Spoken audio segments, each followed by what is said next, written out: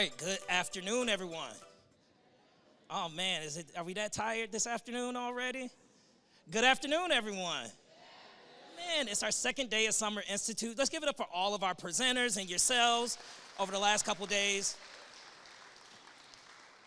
So exciting. I get the opportunity to get just small insights into the brilliance and just expertise that we have here at the Flint Center, but just really being able to take a step back and listen to not only our presenters, but you all who are reflecting and really just building your discipline as leaders in the places that you lead in. It's just something that's really encouraging for me. And I'm really excited about this discussion that we're going to have today, which Nathan I think intentionally titled The Moment and the Movement. And I appreciate that framing because we are, in fact, in a moment at this time in our work, and we're going to talk about some of the characteristics of that moment.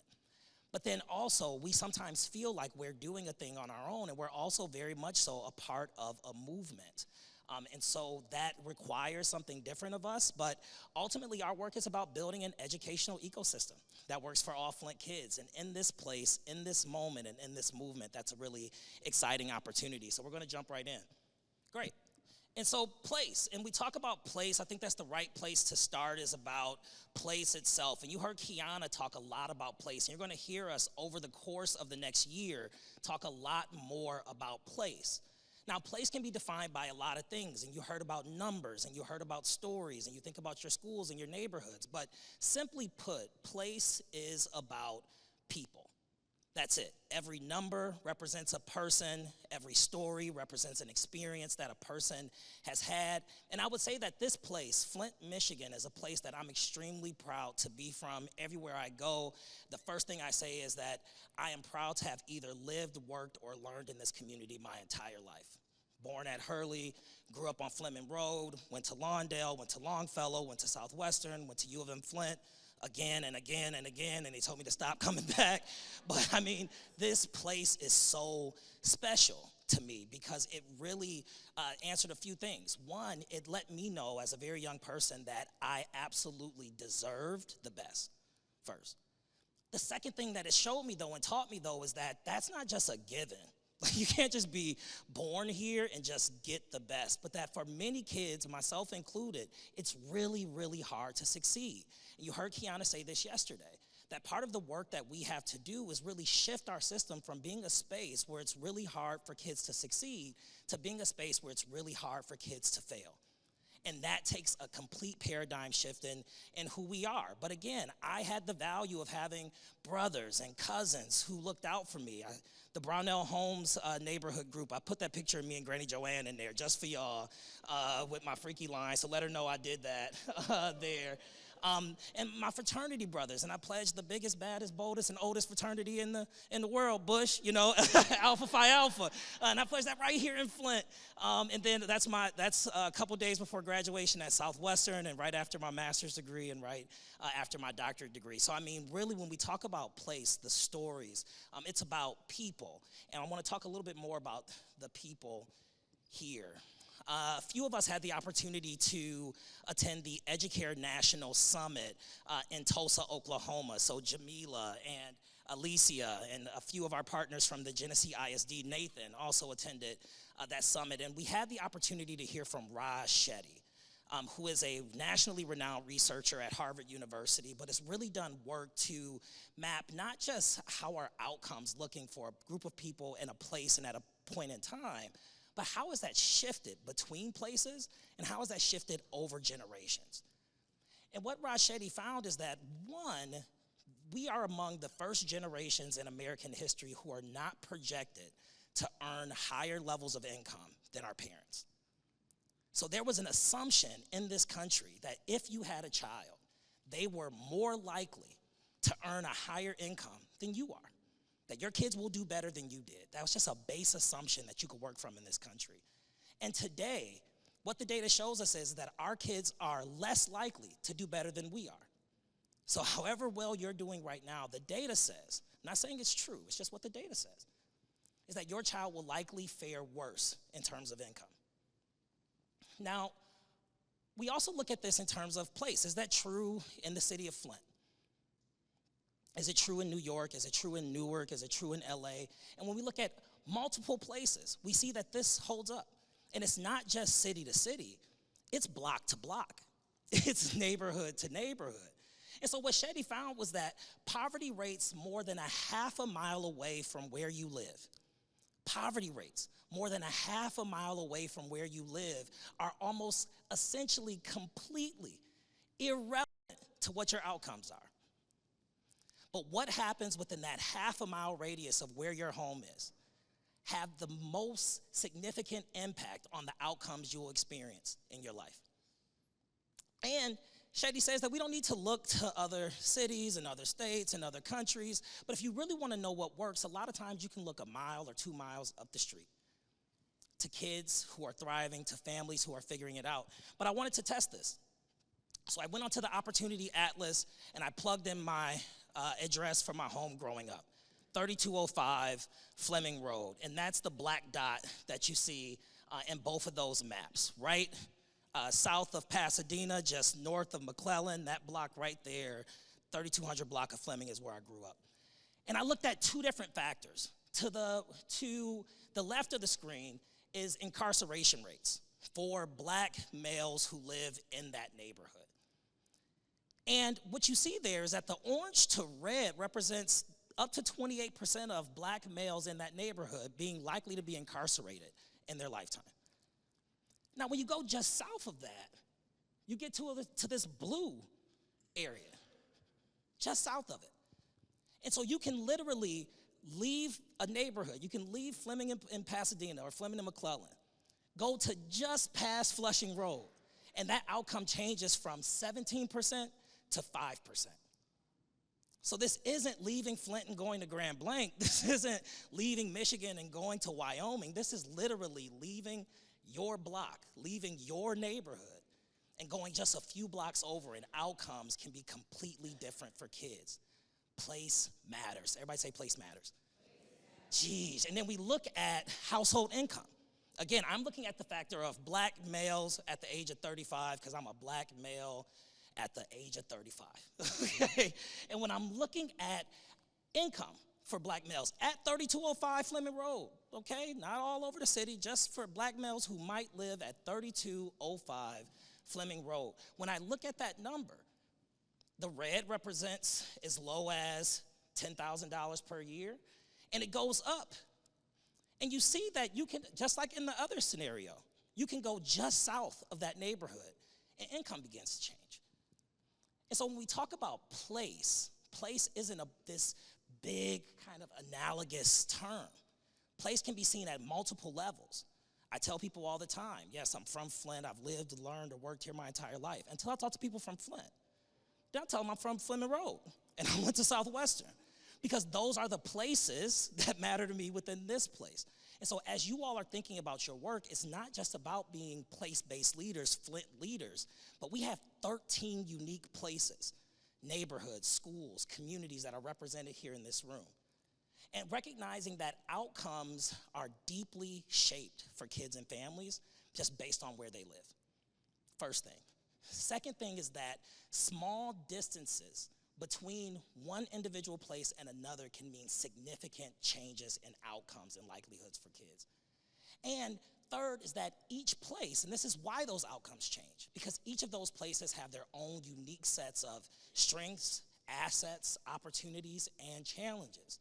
But what's most important to recognize here is that this is not destiny. This is not some natural phenomenon that we're seeing happen here, that maybe my mom picked the wrong address, that if she had an even number address, then maybe the outcomes would have been better. Or if we had just moved to the other part of that line, that things would have been better. There's a reason we lived in that neighborhood. It's where we could afford. It's where we were familiar.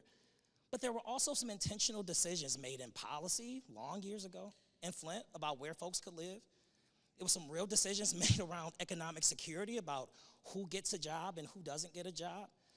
And so when we're looking at these outcomes, a lot of times we want to separate ourselves from the reality that someone, some grown person, and we're in a room full of grown people, and young people as well, but I'm just naming, okay? But, you know, present company excluded here, we're in a room full of grown people. and that these maps are a result of adult decisions. The empowering fact about this, though, that this isn't destiny, it's design, that some people win and some people lose, that some kids will get it and some kids won't. The empowering part about that is that if adults made the decisions that got us here, adults can make the decisions to get us somewhere else, right? And so let's talk about those types of decisions that we have to make. Because when we look at the data, we look at those maps, Kiana's session, Kiana and Kat together on the personal narrative framework, story of self, story of us, story of now. I mean, stories matter. And when you look at data, everywhere I go, I say I'm from Flint, and they go, oh, how's Flint? It's great. I love Flint. What do you mean? But they haven't experienced Flint in the way that I do. They don't carry the stories of pride and of hope and of resilience and of just beating the odds that I just know are just ingrained in who we are as a community. So they carry other stories. On your tables right now, you have a billboard on your table. And I want you to take a moment and just read the messages on either side of your billboard. And I'm going to ask for a few volunteers. I'll give you about 2 to 3 minutes. Look at both sides of your billboard, read the messages, and then we want to talk about it.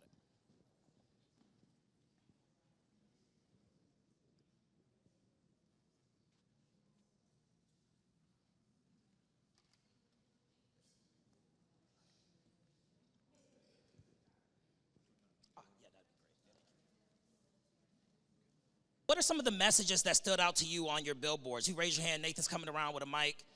What messages are standing out to you? Shaylon, what message stood out to you? We have diverse and affordable housing for all. Move to Flint. We have a diverse and affordable housing for all. Wonderful. Great.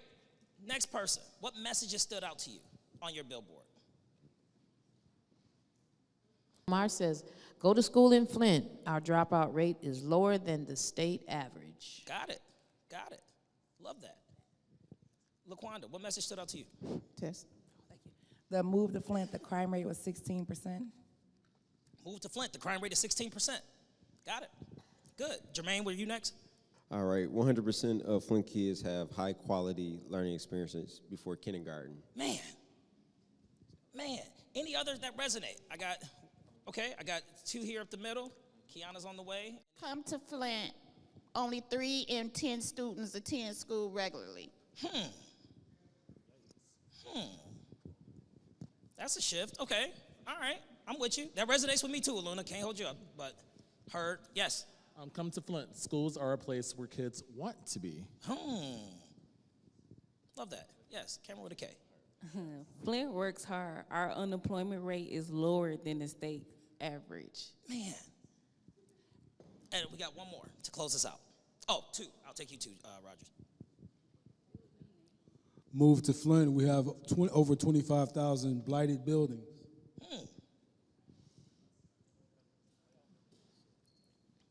Me, Alina. Move to Vehicle City. You will need a car to get around. Yeah. All right. Denise says she gets to break the rules, and so she gets go ahead, Denise. No one's in charge here. More than half of housing is substandard. Yeah. Man, what a mixed bag of messages. Were there any messages that you heard that resonated that were untrue about the city?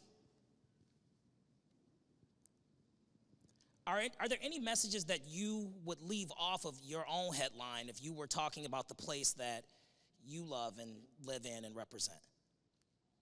Jamila.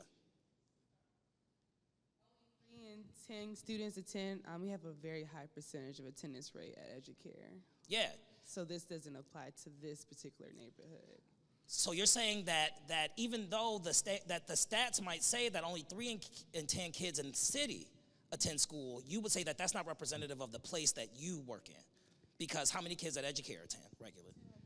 On a regular basis, 178 on a consistent basis out of 220. Got it. What else felt non-resonant to you? Even though it maybe had been true, what messages might you have not used to talk about the place that you represent? So the violent crime is up 16%. I disagree with that because I watch the stats and stuff. But living in D.C., living in New York City, and living in other cities besides Flint, crime is way higher than it is here. So that's just that's to me, even though we know it exists, it's not what they make it out to be. It's not your headline, right? Good. What I want you to do is take a moment based on the places that you represent. Let's take about 3 minutes, and I want you to write your billboard for the place that you represent. Okay, so if you had the opportunity to really develop an advertisement, you're driving up 75 or 69, and you're coming into the state, and you see a billboard, and you say, find your future in Flint, move to Flint, welcome to Flint. What's the information that you want individuals to know about the place that you represent? Let's take about 3 minutes to do that, and I want to hear some of those headlines. Okay, interested in hearing some of these headlines. I heard some of them as I was going around. Let's get 3 volunteers. And we're going to move onward and upward. Oh, man, okay, it's energy at this table. All right, I got Shailon here, I got Katrina, okay, and I got Erica. Good. Appreciate you guys. All right, Shailon, blow us away. So this is a shameless commercial / billboard, okay? We are known for the crim, not the crime. Hey, like that. Love that. I said Got we it. are Vehicle City. We build your cars. We build your cars. Love that. What else we got? Okay. We have Welcome to Flint, from cars to cubes. All right, Brownell, got the cue. Erica, what you got? We have Come to Flint, where the neighborhood and communities thrive together. Oh, love that. Give yourselves a round of applause. Yes. So the thing about, Nathan, did we have one more? I think we're good. You sure? No, go for it, Fortelka. We were going to say, move to Flint. We have the greatest after-school programs in the country. That's okay. Yeah. So if you read a part of your billboard, half of my billboard said, move to Flint. Flint's median income is 50% lower than Genesee County. I'll be honest, that's not a narrative I'm leading with. And even though I know that incomes in the city of Flint are lower than the incomes in the county and lower than the average incomes in the state, that frustrates me because I know that it's not the people. Our people here are great. They're amazing. It's not happenstance. It's not destiny that this particular place, that people have less income, more crime, less quality housing than in other places. And so if you are not comfortable with the messages that can be told about your place, then you are called to address those. Sharice's session was being called to be better. When you all looked at those billboards and just ignored the negative messages and decided to only focus on the positive ones, that's a calling. But we have to understand that we are place-based leaders. And that's why you felt that urge to shift that narrative. And in this room right here today, we represent 13 unique places that if we plugged in the addresses of each of your schools, the color of that map would likely look different. And so if we can agree that place shapes outcomes, do we agree on that? That where a kid lives will influence the outcomes that they're likely to achieve. Not that they will achieve, that they're likely to achieve. 2, if we can also agree that we all represent a specific place. Brownell Homes is different than Eisenhower. Eisenhower is different than Dye. Dye is different than Southwestern. But that all of those places have strengths, they have assets, they have challenges, they have opportunities. If we can also acknowledge that we carry the responsibility for telling the stories about the places that we represent. That we don't let people lead with a water crisis when they talk about Flint. We don't let people lead with poverty or the disinvestment from General Motors or crime as how we talk about Flint. If we can agree that we don't just carry that as a passion, but we carry that as a responsibility, personally maybe, but here, as the president and CEO of the Flint Center, I'll tell you that professionally, you definitely carry this responsibility. if we can agree that place shapes outcomes and that each of us represent a specific place, and that we carry the responsibility for shifting narratives in the places that we're in, then we also have to acknowledge that we are place-based leaders called to this place at this time. And so when we're going to talk about the moment and the movement, it's really critical to understand what's happening in this moment, in this movement, in this place, but more so your role in shifting where we're going. So place-based leadership, it feels like a buzzword, but it's really a courageous decision. It's a choice when we show up in spaces. If you're a community school director, you can go into a space and completely choose to lead within the walls of your school. But you know what? We got principles for that. And if you're a community school director, you can spend all of your time out with neighborhood associations and planning community programs and things like that. But you know what? We got neighborhood leaders for that. And you can spend your time just amplifying youth voice and making sure that you're connected with the kids, but we got youth leaders for that. But at the intersection of parents, of community, of schools, of neighborhoods, is the work that you all do. That's place. You got school-based leaders, you got family leaders, you got neighborhood leaders, but you all, at the intersection of parents, of students, of schools, of communities, that's place-based leadership. And it's not just about standing at the intersection, but it's aligning the people. It's aligning the system, and it's aligning the resources around the needs and the dreams of our kids in our community. So when we say Flint Kids Thrive, people always ask, what does that mean? What do you mean by thrive? And it's like, you gotta ask the kids. We're gonna have some time to do that in a minute. So, we're in a unique moment. In the national context, there is a contested future for education and social supports. There is no, if you assume that education in 5 years will look the way it does today from a national level, you're not paying attention. These are headlines, national headlines over the last few months. Trump again proposes major education cuts in new budget. Trump's budget proposal will cut $2.3 billion from education in 2027. Takeaways, McMahon defends proposed education department cuts. The proposed budget will put the Department of Education on a path to elimination. Schools fear disruptions as the House begins dismantling the Department of Education. That's what's going on nationally. The national perspective is that education is a state responsibility. The Constitution would support that. But we also recognize that states are different and they have different assets and strengths and needs, and so we need some national body who's ensuring that there's a level of equity and opportunity in education across the country. But there's a very uncertain future about what that's going to look like over the next few years.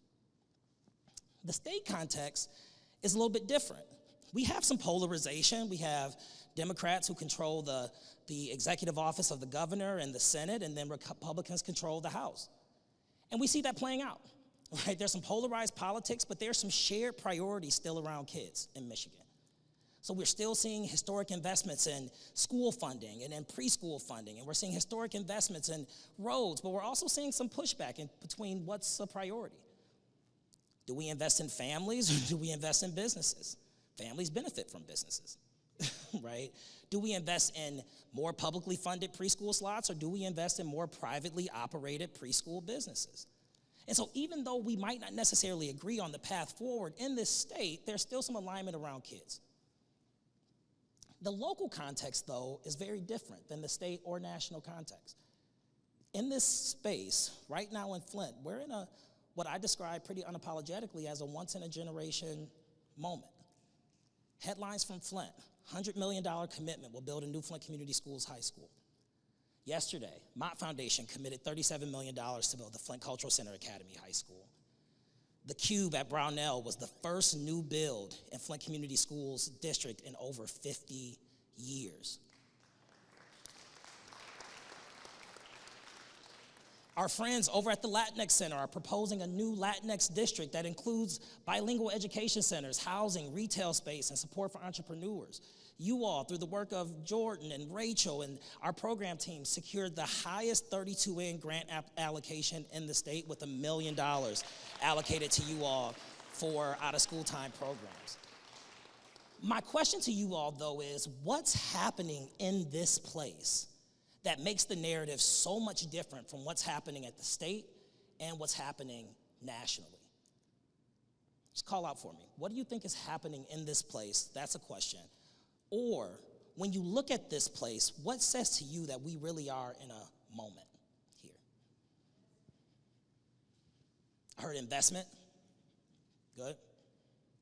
So we're looking at the state level, and we're cutting $2.3 billion from education. The House is recommending cutting money from the state budget, and we're talking about $100 million high schools and new after-school programs. And I agree. That's one of those real signals to me that we might be moving in the right direction.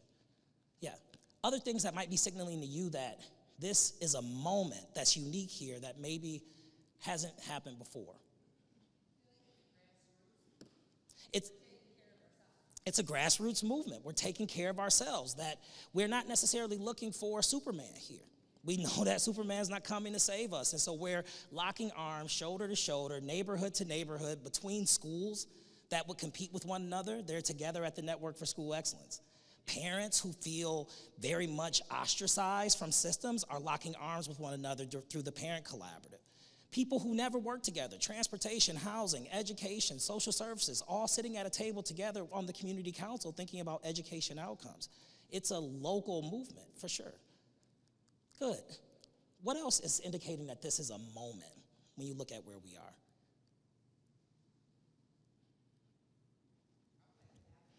There's some advocacy, right? So we're not just necessarily carrying our own stories, we're carrying the story of the community, right? And that's beginning to make change. So when we talk about the moment, it really is not just the place, but we recognize that you all are place-based leaders called to represent those places, but we're also recognizing that that leadership is happening within the context of a very unique moment. And because no single person or organization alone can do this work, we have to be committed to not just letting this be an inspirational story about what happened in Flint when educators got together and really prioritized kids. We have to be thinking about how do we make this a movement for every single child in this country. That's the work. And so our senior leaders heard about this. You're going to be getting more information about this over the course of the year, but we joined a national network called Strive Together. And I'm going to talk a little bit about Strive Together as we join this movement. There are 15,000, just under 15,000 school-age children in Flint. And we believe that the work that you all are doing every day will create a framework that will benefit kids across this country. We believe that. But there are 4 million kids who right now, when you put their addresses into that map, they're going to fall in one of those red zones. And so for us, we want to really shift from just being place-based leaders that it's just about educare, or it's just about Brownell, to recognizing that this is about the collection of our places. Even thinking about it just being about Flint. But we really want to move to how do we leverage the opportunity that we have in this place, in this moment, to really drive a movement. So how do we take the opportunities that are being created for 15,000 kids and transform them into opportunities for 4 million kids across the country? That's the opportunity that we have through this Strive Together network, but it's going to require your voices really shepherding this moment and this movement. And that doesn't happen on its own. We need to be connecting you all with place-based leaders across this country, one, so that you're able to hear their stories. Kiana had the privilege of serving in the Teach for America Systems Leaders Fellowship, traveling to high-performing and low-performing school systems across the country to understand better what worked for you, how do we take those things, how do we avoid the pitfalls that you had, and how do we move forward? Sharice, Kiana, she told you, I think she said everyone who was in it, Kat, LaQuanda, and we just added Kiosha and Mary, a part of the Harvard Education Redesign cohort focused on success planning. And as Kat would say, to really begin to start transitioning success mentoring from being an attendance strategy to being a success strategy, right? Jamila and Alicia leading work in the National Educare Network. You all of our community school directors connected through the National Community Schools Coalition and have worked with CSDs across the country. But now it's not just about exposure, it's about impact. And how do we take those stories? And so going back to Kiana's session, it's not just the numbers, but it's the stories, and how do we take those and package them in the way that people can understand the transformation that we're trying to make here. But I will tell you that those stories only matter if when you stop a young person in a community, they're consistent with their experiences. And so we can say all that we want for Flint kids, but if Flint kids don't see that same future, then we're part of the problem. So a big part of our work, in addition to moving toward this national movement, will be ensuring that when we do that, that we're doing that in lockstep with our young people.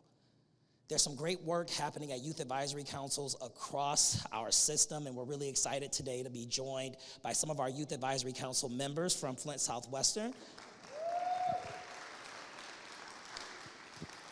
So I'm going to invite them to the stage here for a brief panel, along with our co-moderator, Sierra, and we're gonna get started. So let's get into it. All right, so I'm going to start with just quick introductions. If you all don't mind introducing yourselves, name, grade, school, and I would just say, in one word, what does power mean to you as a leader?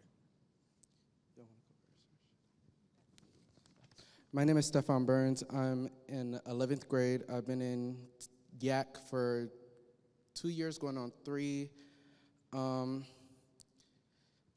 What power means to me is to be in control or to take charge. Just give it up, Stefan, y'all. My name is Sahira Stalker, and I'm in the 11th grade, and I've been in YAC for also 3 years. And what power means to me is, well, I'm gonna be honest, it kind of took me a while to figure out something, but to me, it means the power to change or the power to grow. Give it up. Sierra, you want to take a swing at it? Okay. Give us some insight. How would you define power, particularly as you're convening youth advisory councils, working with young people in your school? How would you define power? I would define power as just the ability to create change around you. Yeah. That's really all I gotta say. I didn't really think about it too much. Understood. Give it up for Sierra. All right. So, we're talking about here today about place and how that impacts kids' outcomes. We're talking about, this movement, but I really want to lean in on the moment. And so can you think of a moment that really stands out to you as meaningful or memorable? For either one of you can take this, related to your experience in your youth advisory council, and particularly just thinking about that concept of power, moments that you really felt empowered as a leader. A moment that I remember that was I would say powerful was, this was in my sophomore year. We were doing a community event. It was like our haunted hallways event, and we were decorating the classes hallways for our community and the students that also attend Southwestern. It was a very fun project to me because it really made me feel like I was actually doing something for my school. And it was really fun to set up everything. We had the main area, it was decorated like a spider took over. And it was a very powerful moment for me because it was something that us, the students, did. And that's something that it will always be in my memory, because we really put a lot of effort into that to make an enjoyable Halloween experience.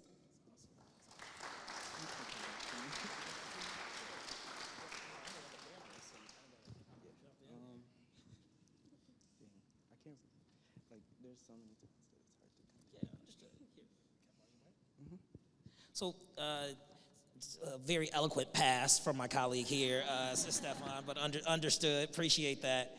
So, tell me though, Stefan, what's your favorite part about being a part of a youth advisory council? What's your favorite part about being in a YAC?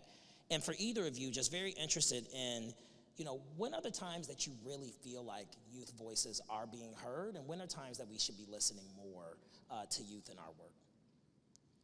If you want to start with just your favorite experience in a YAC. Yeah, just, your favorite part about being in a YAC. As president of Youth Advisory Council, My favorite part about being in it is being able to help the community, able to help not only just the community, but the people who are really close to me. And then the question again, just, when are the spaces that you really feel like we're listening for youth voice, and when are the times that you feel like we should be listening more for youth leaders? I feel like I'm really being heard during youth advisory meetings, because everyone's ideas are being actually thought of. And when it comes to times where I feel like we should be heard more is during when we're trying to plan stuff and we have problems with getting that approved. A lot of people like me too.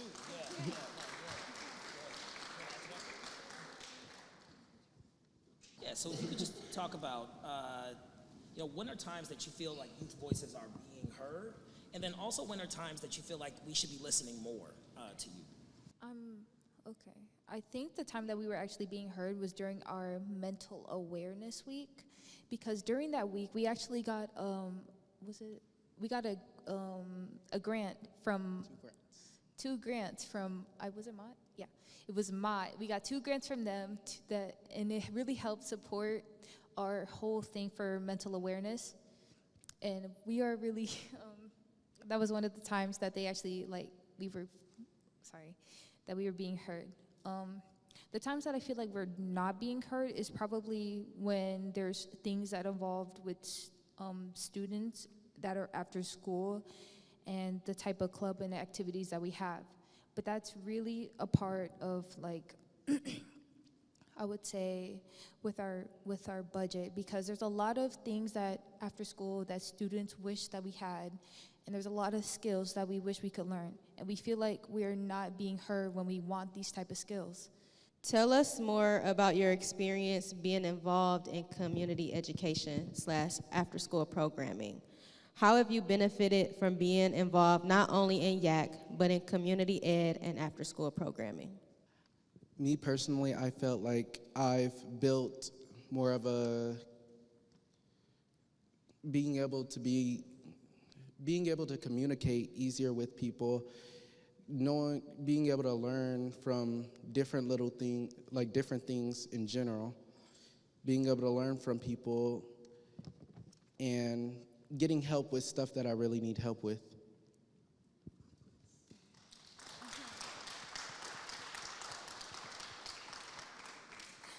My bad. For me, going to after school, it helped me reintegrate into actually socializing with people, because when I was in middle school, I was very shy and soft-spoken. I wouldn't be able to do something like this.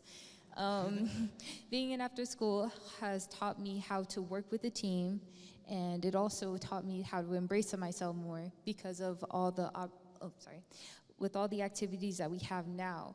It led me to learn more about different people and talk to different people that I never would see myself talking with, because either I wouldn't fit into their social group, or we would be into entirely different hobbies or things. So it really helped me get to know more about the people inside of my school. That's awesome. That's awesome. All right, and we're running short on time, and I know we have to go, so I want to just ask this final question. We're talking about, and our mission here is to build a system that works for every Flint kid, an ecosystem that works for every Flint kid. And we hope that one day every Flint child feels empowered to be able to sit here and help adults who work on their behalf to understand how they do that work better. If we're trying to build a future that works for every kid, tell us about the future that you want for yourself. Where do you see yourself in 5 years, and how can we help you get there? Where I see myself in 5 years is probably somewhere in either fashion designing or modeling, in a way that you guys could help me achieve that is probably with connections, getting people to come up, speak more on that kind of career and what it takes to do that career.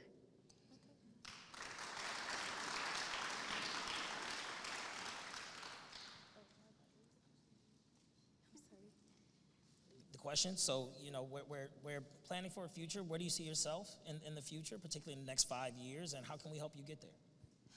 In the next 5 years, I see myself either, well, I'm gonna be honest, I don't really see myself what I'm gonna do in the next 5 years, but I have an idea. It's going to be somewhere in the tech field because I'm really good with tech. And what I think you can help me, help me with it is, I would say, more opportunities to go see different colleges. Because I feel like if I'm able to see those different colleges and experience what it's like to be in those colleges, then it would really help me decide where I can go to help nurture my skills. All right, so thank you both for your perspectives and just really helping to enlighten us on how we can continue to do this work, evolve this work, and do it better. Before we close out, any closing thoughts for the room?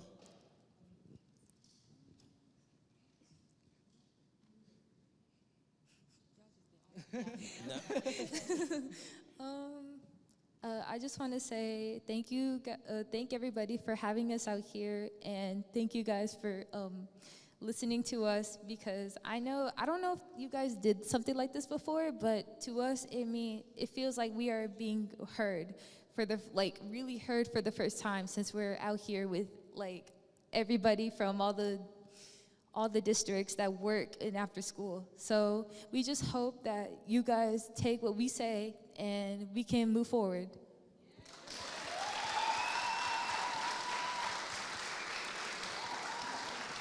Words from our future salutatorian or valedictorian over here, top of her class.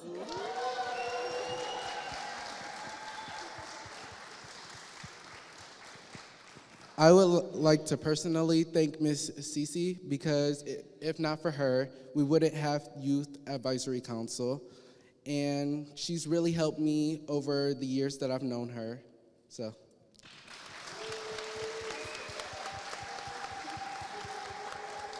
All right, everyone. Thank you all for attending our panel. Let's give our panelists one final round of applause. Absolutely.